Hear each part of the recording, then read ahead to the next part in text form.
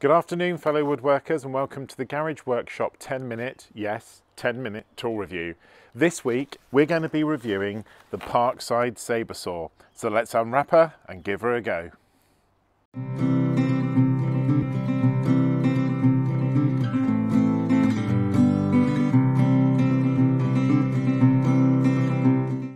Okay, so you might have seen my previous review on the double bench grinder, which was also made by Parkside. If you haven't had a chance to see that, please look up my video. I'll put the link in the description. And also, if you like any of these tool reviews or any of my other videos, please hit the subscribe button. It'd be great to have some more of you to share my projects with. So the very first thing we're going to do is unpack this and see what's on the inside. Now, as I mentioned in my previous video, I have quite a few Parkside tools. I actually think the Parkside range of tools, along with the Work Zone tools, are fantastic tools. I've got quite a lot of them, and I've not yet, touch wood, had a bad one. So,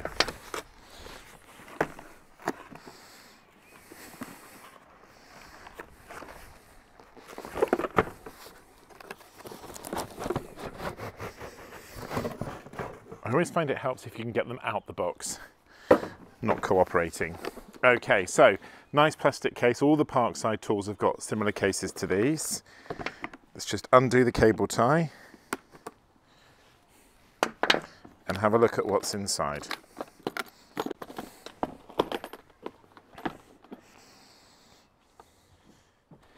Okay, so this is what is in the box.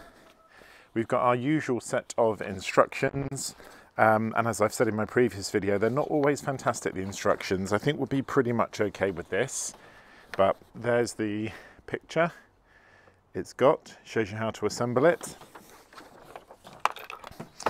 We've got the actual saw, feels very sturdy, handle's a little bit loose straight away, so it may be that needs tightening up.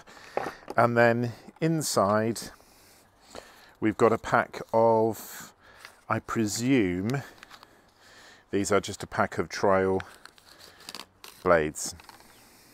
So yeah, we've got a HCS blade there and a flexible metal blade. I did actually buy some extra blades with the saw, and you'll see that in a minute. So this sabre saw, which I will probably get confused in calling it a reciprocating saw, I bought it in Lidl last week, I think, and it was $29.99, but again, I'll check the price. So let's have a look at what the instructions say and see what we have to do to put it together. Okay, so the instructions seem simple enough. At the front of the unit here, I think you can see it, there's a quick release chuck. You just turn that, and then it says slide the blade in. The manual very helpfully says, please make sure you've got the blades pointing down at all times. So the flexible metal is in. One of the things I do notice, and I need to have a look in the instructions, which I'll do off camera, is the handle is very loose. You can probably see there's a lot of play in that, which I do not think should be in it. So I'll have a look and just make sure I'm not doing anything wrong. It's also got a little stop here, a little speed here, so you can increase the speed that the blade rotates at. Very simple unit. It looks really heavy, feels quite sturdy, and I've got two things that I'm going to use this on. I'm going to use it on the legs of the chicken coop, and I'll try it on a piece of the fence post with the other blade. So let's give it a go. Okay, so having now carefully read the instructions, I think the little bit of play that I was talking about is due to the handle mechanism. On the top, excuse the helicopter over the top, on the top you can see there is a red button which is the locking handle. When you press that red button in, the handle rotates either 90 degrees to the left or 90 degrees to the right, which allows you to cut in different places, which is quite good, and then it just snaps back, it locks back into place. Also on the side, you can see in the power, it's got two modes. It's got a continuous mode or a sort of single cut mode, and it says if you press that in and hold that down, then it engages, and hopefully you can see that it's just engaged. And it says to let it go, you just press the main trigger again, and you can see the trigger pops out. So all in all, as I said, it feels a very sturdy unit.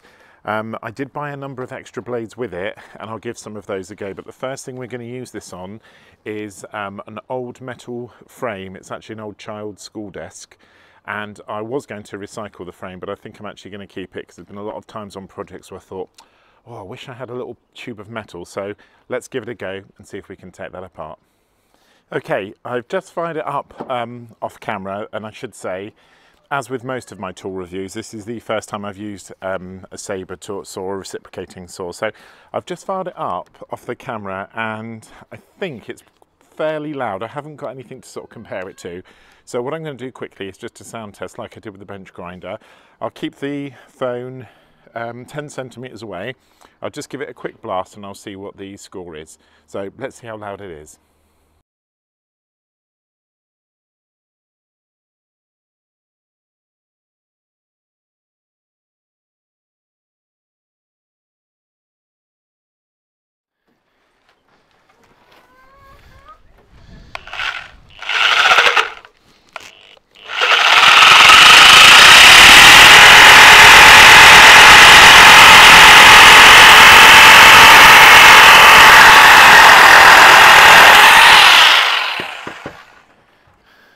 Wow,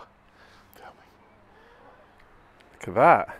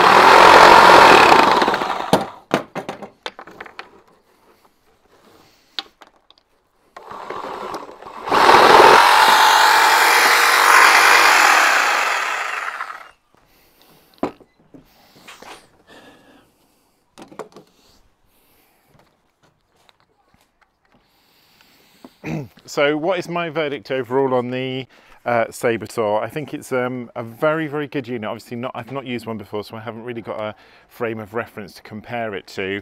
I do like the fact that you can twist it, which I think you probably can with all of them. There is a little bit of play in there, and when you're using the tool you can feel it slightly rotating, but I think that's just part of it. There is a screw on the side here which I think you can tighten. I'll have a little play with that. In terms of how powerful it is, as you saw in the video, you know, really, really powerful. It went straight through that big piece of wood, no problem.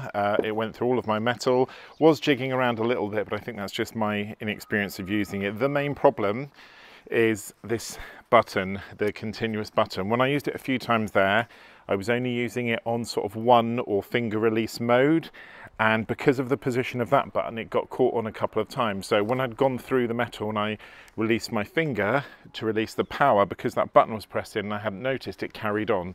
All you have to do is tap it lightly and it'll work, and it'll get caught when you use your hands. So you've got to be very, very careful with it. But on the whole, for the price I paid, which I'll put up on the screen now, I think it's a really, really good unit. It won't get a huge amount of use with me. I'll probably only use it from time to time, but if I ever do need to use it, I know it's powerful enough and it'll do the job. Hope you've enjoyed this 10-minute tool review. If you have, please click the subscribe button and the notification bell, and then you can look at my upcoming videos. I've also got some videos that I've posted already. One, a review of the Lumberjack PT254, and a series on building a chicken coop, so check those out. Until next time, happy woodworking.